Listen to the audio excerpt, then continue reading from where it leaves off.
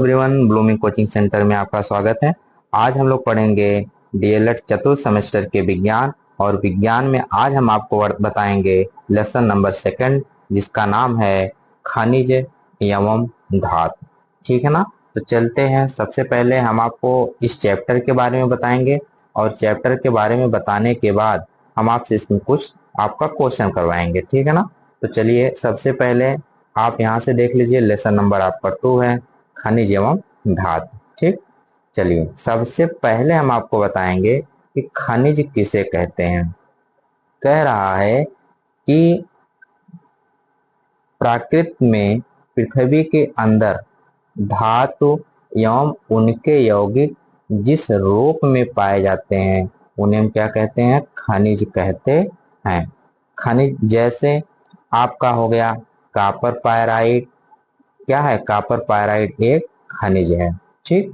फिर से देखिए, कह रहा प्रकृति में पृथ्वी के अंदर धातुएं और उनके यौगिक जिस रूप में पाए जाते हैं उसे हम क्या कहते हैं?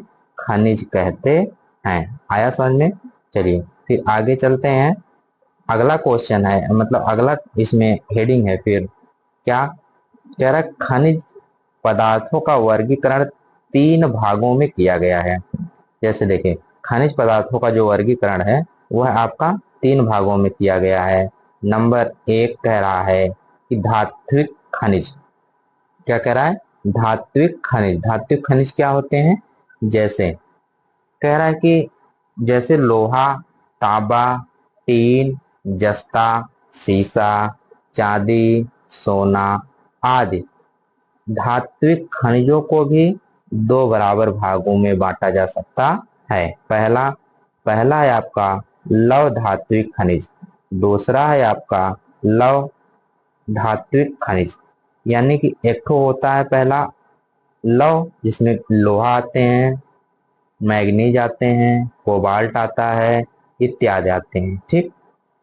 अलव धात्विक खनिज जैसे तांबा, जस्ता, सोना, चांदी आदि, ये सब जो हैं किसमें आएंगे? आपके अलव धात्विक खनिज में आएंगे। ठीक।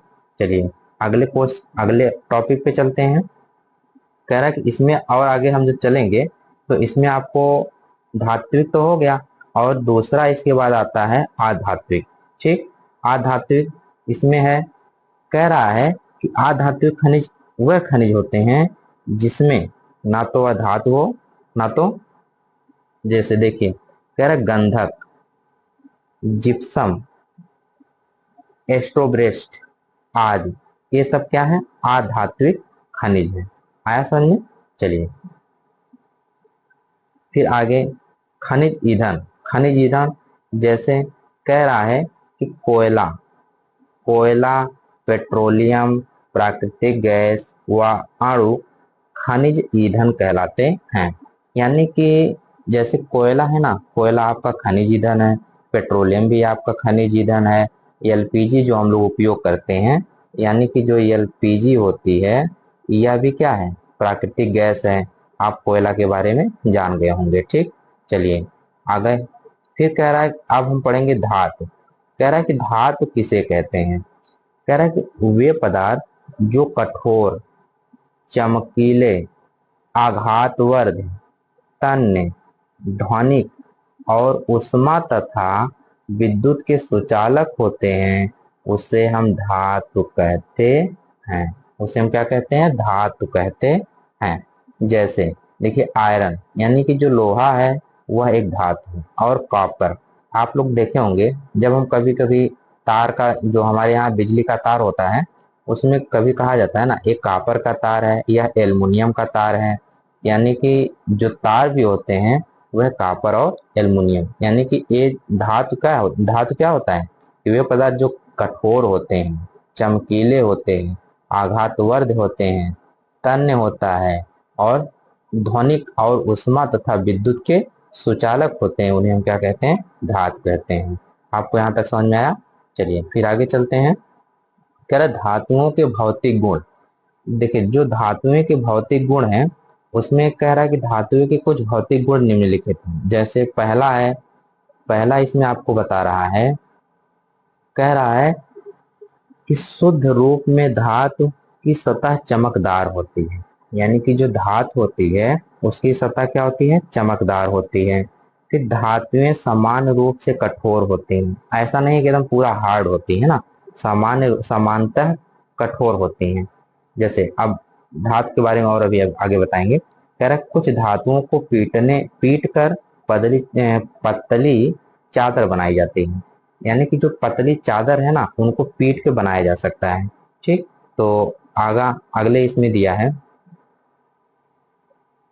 फिर कह रहा है कि धातु के पतले तार के रूप में खींचने की क्षमता को तन्यता कहते हैं। अगर आपसे पूछा जाए कि तन्यता किसे कहते हैं, कोई एक तार है, ऐसे मान लीजिए एक तार है, ठीक है ना, कह रहा है कि पतले तार को तार के रूप में खींचने की क्षमता को तन्यता कहते हैं। मान चलिए यह तार है, इसको हम खींचे और खींचे, इसको ये जो खींच रहा है ना, ये जो बढ़ रहा है, यही बढ़ने की जो क्षमता इसके अंदर होती है वही क्या कहलाती है, तन्यता कहलाती है। और कह रहा है कि अगला 5वां नंबर, धातुएं उष्मा की सुचालक होती हैं, यानी कि जो भी उसमें हीट है, उष्मा है, वह उसकी क्या होंगी, सुचालक होंगी। आया समझ में? चलिए थोड़ा सा और आगे चलते हैं। आगे दिया अयस्क। देखिए अयस्क क्या होता है, कह रहा है कि जिस खनिज से किसी धातु को प्रचुर मात्रा में अल्प व्यय पर आसानी से प्राप्त किया जा सके, उस खनिज को विशिष्ट धातु का अयस्क कहते हैं। यानी कि जिस खनिज से किसी धातु को प्रचुर मात्रा में अल्प व्यय यानी कि कम खर्चा पर आसानी से प्राप्त किया जा सके, उसे हम खनिज कहते हैं, सॉरी उसे हम क्या कहते हैं, अयस्क कहते हैं। जैसे जैसे इसमें दिया है ना, लेड को गैलेन से कापर पायराइट से कापर को प्राप्त करते हैं। जैसे लेड मतलब शीशा को हम गैलेना यानी कि पीबीएस गैलेना हो गया, कापर कापर पायराइट से कापर को प्राप्त करते हैं, इन्हें हम क्या कहते हैं, अयस्क कहते हैं। ठीक, चलिए फिर आगे चलिए। और इसमें दिया है कुछ नोट्स हैं, ये ध्यान दीजिएगा, इंपॉर्टेंट है, यह आपके लिए इंपॉर्टेंट है, ठीक है ना। कह रहा है कि सभी अयस्क खनिज हो सकते हैं, यानी कि जितने अयस्क हैं खनिज हो सकते हैं, जो सभी अयस्क हैं वह खनिज हो सकते हैं। ठीक, सभी अयस्क खनिज होते हैं, ठीक है ना। फिर आगे, लेकिन सभी खनिज अयस्क नहीं हो सकते, यानी कि जो खनिज हैं, जो पूरे खनिज हैं वह अयस्क नहीं हो सकते। ठीक, यह आपका इंपॉर्टेंट पॉइंट है। ठीक, चलिए आगे चलते हैं। फिर आ गया इसमें निस्तापन। देखिए निस्तापन यह इंपॉर्टेंट है, आपका पेपर में पूछा जाता है, निस्तापन किसे कहते हैं। कह रहा है कि वायु या ऑक्सीजन की उपस्थिति में उच्च ताप तक गर्म करना ही निस्तापन कहलाता है। कितना आसान है। कह रहा है कि वायु या ऑक्सीजन की उपस्थिति में उच्च ताप यानी कि ताप क्या होना चाहिए, हाई होना चाहिए, जो आपका ताप है वह हाई होना चाहिए। तो जब गर्म करते हैं तो उसी प्रक्रिया को हम क्या कहते हैं, निस्तापन कहते हैं। ठीक, समझ में आ गया होगा। चलिए आगे, इसके बाद भर्जन आ गया। देखिए कह रहा है कि अयस्क को वायु की नियंत्रित मात्रा में, अब ऐसा नहीं है कि जो उसकी मात्रा ढेर सारी होनी चाहिए, कह रहा है कि अयस्क को वायु की नियंत्रित मात्रा की उपस्थिति में उसकी गलनांक से कम, जैसे मान चलिए गलनांक से कम ताप पर गर्म करना ही क्या कहलाता है, भर्जन कहलाता है। देखिए जैसे मान लीजिए उसका ताप है कि 50 डिग्री सेल्सियस पर वह मेल्ट हो जाएगा। ठीक, तो उसकी गलनांक से कम यानी कि जो इसका ताप होना चाहिए 49 के आसपास होना चाहिए, 49 के आसपास रहेगा, तो यह क्या उस जो जो प्रक्रिया होगी उसे हम क्या कहेंगे, भर्जन कहेंगे। आ गया समझ में। चलिए आगे चलते हैं। प्रगलन बहुत ही अच्छा टॉपिक है। कह रहा है कि धातु को उसके अयस्क से निकालने की प्रक्रिया प्रगलन कहलाती है। कह रहा धातु को उसके अयस्क के निकालने की जो प्रक्रिया है वह प्रगलन कहलाती है। जैसे मान के चलिए आपका ना, जैसे हम कभी कभी क्या करते हैं ना, जैसे सीमेंट ले लीजिए और उसके साथ आप ऐसा जैसे सीमेंट के साथ ईंट मिला लीजिए। जब हम उसको अलग करेंगे, जब अलग करने की जो प्रक्रिया होती है उसी को हम क्या कहते हैं, प्रगलन कहते हैं। आया समझ में? चलिए आगे चलते हैं। देखिए इसमें दिया है सिंटरिंग। कह रहा है कि ये इसमें थोड़ा सा, एक मिनट रुकिएगा, यहाँ से थोड़ा सा मान लीजिए, यहाँ से मिस प्रिंट है थोड़ा सा। ठीक, अब देखिए आगे कह रहा है कि पदार्थ के छोटे छोटे कण प्राप्त होते हैं। ये पदार्थ के कब छोटे छोटे कण प्राप्त होते हैं कि यह हम जब, जैसे पदार्थ के छोटे छोटे कण प्राप्त होते हैं, पदार्थ के छोटे कणों को मिलाकर बड़े कणों में बदलने की जो प्रक्रिया होती है वह क्या कहलाती है, सिंटरण कहलाती है। जो प्रक्रिया, जैसे छोटे छोटे, अभी हम क्या करते हैं ना, जैसे कभी मान के चलिए जब हम लोग घर बनाते हैं तो घर बनाने के लिए छोटा छोटा हम प्रयोग करते हैं, जैसे कंक्रीट हुआ, सीमेंट हुआ और गिट्टी हुई। ये जो छोटे छोटे कण हैं इनको मिला के एक बड़े आकार में बदलना क्या कहलाता है, आपका सिंटरण कहलाता है। जैसे हम लोग वो सीमेंट वाला ईंट देखें ना, सीमेंट के लिए हम लोग छोटे छोटे कंक्रीट लेते हैं, सीमेंट लेते हैं और सबको जब हम मिला के हम एक ईंट का निर्माण करते हैं। जब ये बड़ी सी ईंट हो जाएगी, इसी प्रक्रिया को हम क्या कहते हैं, सिंटरण कहते हैं। ठीक है ना, आपको समझ में आ गया होगा। चलिए आगे चलते हैं। देखिए पिग आयरन, यह मोस्ट इंपॉर्टेंट है, मोस्ट इंपॉर्टेंट है। ठीक है ना, ठीक। देखिए कह रहा है कि जो है वार्त्या भट्ठी से प्राप्त लोहा, जो वार्त्या भट्ठी है उससे प्राप्त लोहा, ठीक है ना, क्या कहलाता है, पिग आयरन कहलाता है। यानी कि दूसरी भाषा में कच्चा लोहा या ढलवा लोहा क्या कहलाता है, पिग आयरन कहलाता है। या वार्त्या भट्टी से प्राप्त है लोहा क्या कहलाता है, पिग आयरन कहलाता है। यह इंपॉर्टेंट आपका है। ठीक है, चलिए आगे चलते हैं। अब इसमें देखिए अभी तक हम लोगों ने जो कुछ भी पढ़ा उसमें अब क्वेश्चन आ गया, इसमें कुछ हम बहुविकल्पी के क्वेश्चन लिए हैं जो इम्पोर्टेंट है। ठीक है ना, और हम आशा करते हैं कि आपको क्वेश्चन अच्छे से आएंगे। चलिए क्वेश्चन, अगले क्वेश्चन पे चलते हैं। अब यहाँ से आपका क्वेश्चन होता है स्टार्ट। ठीक है, देखिए ऑब्जेक्टिव क्वेश्चन है। क्वेश्चन नंबर पहला कह रहा है कि पृथ्वी से प्राप्त अयस्कों में मिश्रित अशुद्धियों को क्या कहते हैं। देखिए ये जारण तो होता नहीं है, निस्तापन अभी आप लोग पढ़ें, निस्तापन क्या कहलाता है। ये अमलगम, यह भी नहीं है। यह आपका सही है आधात्री। आधात्री के बारे में थोड़ा जान लेते हैं। जैसे कह रहा है कि अयस्क में पाए जाने वाले अवांछनीय अशुद्धियां, जैसे जो अयस्क होता है उसमें कुछ अशुद्धि पाई जाती है। ठीक है ना, अशुद्धि जो होती है, जब कुछ कोई अशुद्धि पाई जाती है और उसी अशुद्धियों को, जैसे उसमें कंकड़ हो गया, कंकड़ हो गया, ठीक है ना, कंकड़ के बाद मिट्टी हो गई, कंकड़ के बाद मिट्टी हो गई, मिट्टी के बाद आपका क्या हो गया, रेत हो गया। यानी कि इसी सब अशुद्धियों को हम आधात्री कहते हैं। आपको फिर से समझा देते हैं। अयस्क में पाए जाने वाले अशुद्धियों जैसे कंकड़, मिट्टी, रेत आदि को हम आधात्री कहते हैं। ठीक, ऐसा नहीं। चलिए क्वेश्चन अगले पे, क्वेश्चन नंबर 2 कह रहा है कि फेन प्लावन विधि निम्नलिखित के शुद्धिकरण के लिए प्रयुक्त की जाती है।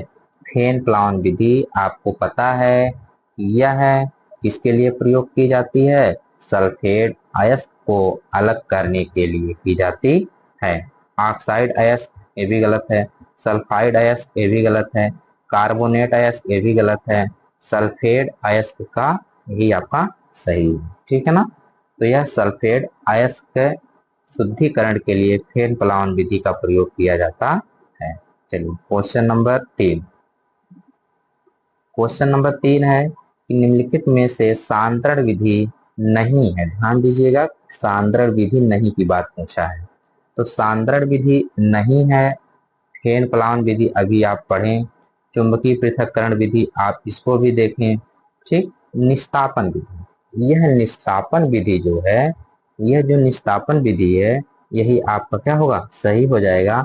बाकी गुरुत्वीय पृथक्करण विधि नहीं है। इसमें चुंबकत्व यानी कि किसी भी पदार्थ को अलग जब हम चुंबक के द्वारा करते हैं या गुरुत्व के द्वारा करते हैं तो यह इसमें आता है। ठीक है ना। फेन प्लावन विधि अभी आपको हम आगे बतेबे कि चुंबक के द्वारा जो विधि पृथक्करण विधि कहलाती है। इसमें कौन सा ऑप्शन सही होगा, सा, यानी कि निस्तापन विधि। ठीक, चलिए क्वेश्चन नंबर 4। क्वेश्चन नंबर 4 है कि कॉपर का सबसे प्रमुख अयस्क क्या है। कॉपर का सबसे प्रमुख अयस्क क्या है। कॉपर ग्लांस, ये भी गलत है। क्यूपराइड, ये भी गलत है। ठीक, और देखिए मैलेकाइड, ये भी गलत है। देखिए चाल्कोपायराइड, यही आपका ऑप्शन सी सही है। जो चाल्कोपायराइड है यह कॉपर का सबसे प्रमुख अयस्क है। इसको आप इंपॉर्टेंट बना लीजिएगा, ठीक है ना, इंपॉर्टेंट इसको बना लीजिए। चलिए आगे चलते हैं। क्वेश्चन नंबर 5 कह रहा है कि धातु सदैव होती है। अभी आप इसके आगे पढ़ के आए, धातु सदैव होती है कौन सी, ठोस। बाकी ए और ए दोनों गलत है। ठीक, देखिए अब अगर हम धातु की बात करें, जो पारा है ना, पारा भी एक धातु है, लेकिन वह किस रूप में होता है, लिक्विड में रहता है। तो यह द्रव के रूप में भी रहता है। अगर इसमें दा वाला ऑप्शन लगाया जाए, एक मिनट, यह देखिए अगर धातु सदैव होती है हमेशा, तो यह ठोस रूप में होती है। अब अगर जब उसमें पारा मिलाएगा तो वह द्रव के रूप में भी हो जाएगी। ठीक, तो उस हिसाब से दो ए वाला ऑप्शन सही हो सकता है। लेकिन जब सदैव की बात करेगा, सदैव की बात करेगा, हमेशा की बात करेगा, तो इसमें ऑप्शन नंबर ए सही हो जाएगा। ठीक है ना, कोई दिक्कत नहीं होना चाहिए। कमेंट करके जरूर बताइएगा। फिर अगला क्वेश्चन नंबर 6। क्वेश्चन नंबर 6 कह रहा है कि सभी अयस्क होते हैं। सभी अयस्क क्या होते हैं, सभी, अभी हम आपको बताएं कि सभी अयस्क खनिज हो सकते हैं, लेकिन सभी खनिज अयस्क नहीं हो सकते हैं। आया समझ में। चलिए अगले क्वेश्चन पे, क्वेश्चन नंबर 7। क्वेश्चन नंबर 7 है कि धातु निष्कर्षण की अन्य विधि क्या है। धातु निष्कर्षण की अन्य विधि क्या है। देखिए आसवन विधि से भी धातु का निष्कर्षण होता है, द्रवण से भी धातु का निष्कर्षण होता है, खरपण से भी धातु का निष्कर्षण होता है। यानी कि जो ऑप्शन नंबर दा है यह आपका क्या है, सही है। ठीक है ना, यानी कि जो दा है यह आपका सही है। ठीक, चलिए अगले क्वेश्चन पे चलते हैं। क्वेश्चन नंबर 8 कह रहा है कि पीतल में होते हैं। पीतल क्या होता है, पीतल होता है, उसमें कह रहा होते हैं, तो इसमें क्या होते हैं, कॉपर और साइनाइड। ये भी गलत है पहला को। फिर का, ये थोड़ा सा यू बड़ा हो गया, इससे छोटा रहेगा। निकिल नहीं, देखिए कॉपर व जिंक ये सही है, बाकी मैग्नीशियम एल्युमिनियम भी गलत है। ठीक, चलिए आगे चलते हैं क्वेश्चन नंबर 9 पे। क्वेश्चन नंबर 9 कह रहे कॉपर पायराइड का सूत्र है। इसके पहले आप जब उसमें देखे होंगे तो कॉपर पायराइड का हम आपको सूत्र उसमें दिखाए थे। ठीक है ना, कहाँ है, एक मिनट देख लेते हैं। कॉपर पायराइड का सूत्र, कॉपर पायराइड का सूत्र, इसमें रुकिए एक मिनट, यहाँ देखिए दिया है कॉपर पायराइड का सूत्र दिया ना, CuFeS2। तो आगे चलते हैं, CuFeS2 वाले में चलते हैं। इसमें कहाँ गया कॉपर पायराइड, कॉपर पायराइड कहाँ है,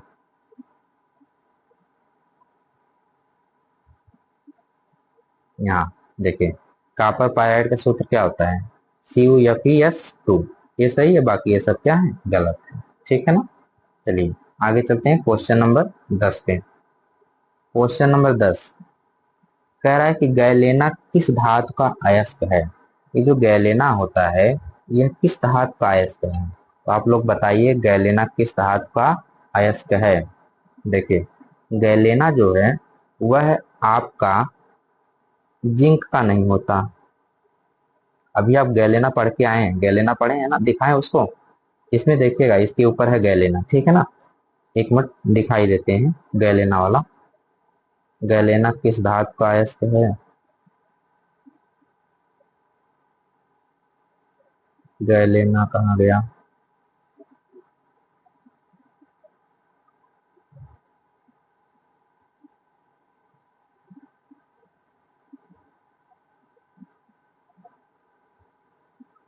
देखो यहाँ मिल गया ना, यहाँ, एक मिनट देखिए यहाँ पे, ठीक। गैलेना यहाँ है ना, गैलेना और लेड को यहाँ से है ना, गैलेना और लेड मिल गया ना, तो यही आपका आंसर होगा उसमें। तो चलिए आगे चलते हैं, उसमें कहाँ गया गैलेना यस, यहाँ। अब बताइए गैलेना किसका होगा? लेड का होगा। गैलेना किसका होगा? लेड का होगा। बाकी जिंक नहीं होगा, कापर नहीं होगा और एल्युमिनियम नहीं होगा, ठीक। चलिए क्वेश्चन अगले पे, क्वेश्चन नंबर 11 कह रहा है कि हेमेटाइट, कह रहा है हेमेटाइट किसका अयस्क है? हेमेटाइट किसका अयस्क है? आप लोग बताइए हेमेटाइट किसका अयस्क है? लोहे का। आप लोहे वाले में जाएंगे इसके अभी हेमेटाइट में, तो आपको मिल जाएगा सोना नहीं होगा, तांबा नहीं होगा, कैल्शियम नहीं होगा, और यह आपका सा ऑप्शन सही हो जाएगा, लोहा, ठीक है ना। यह आपका आंसर हो जाएगा लोहा। चलिए अगले वाले क्वेश्चन पे, क्वेश्चन नंबर 12, क्वेश्चन नंबर 12 कह रहा है कि, क्वेश्चन नंबर 12 में कह रहा है मिश्र धातु है। देखिए हम आपको, ये आज का लास्ट क्वेश्चन है, आप हमको इसको कमेंट करके जरूर बताइएगा कि इसमें का ऑप्शन कौन सा सही होगा, ठीक है ना। इसमें आप हमको कमेंट करिएगा और बताइएगा इसमें कौन सा आंसर सही होगा, ठीक। यह आपका HW है, यह आपका HW है, कौन सा ऑप्शन सही होगा, ठीक है ना। चलिए अब यह आपका लास्ट क्वेश्चन था, कुछ बात कर लेते हैं। सबसे पहले हम आपको बता दें कि जो आपका ये साइंस चल रहा है बहुविकल्पी का, और इसमें कुछ ऑब्जेक्टिव क्वेश्चन चलेंगे, ऑब्जेक्टिव चलेंगे, ठीक है ना, बहुविकल्पी चलेंगे, और इसमें आपको कुछ रूल बताए जाएंगे, और वह रूल जो इम्पोर्टेंट होंगे, इम्पोर्टेंट। बाकी अभी अभी के लिए थोड़ा सा जो मैथ आपका था, जो आपका मैथ था वह थोड़ा सा बंद रहेगा, ठीक है ना। मान के चलिए 2 या 3, 2 या 5 दिन, मान लीजिए 2 या 5 दिनों के लिए यह आपका बंद रहेगा थोड़ा सा, ठीक है ना। बाकी अगर किसी को कहीं दिक्कत होती है तो वह हमको कमेंट करके जरूर बताइएगा। आपको यह वीडियो कैसी लगी हम आपको जरूर बताइएगा। और सुनिएगा, इसमें कुछ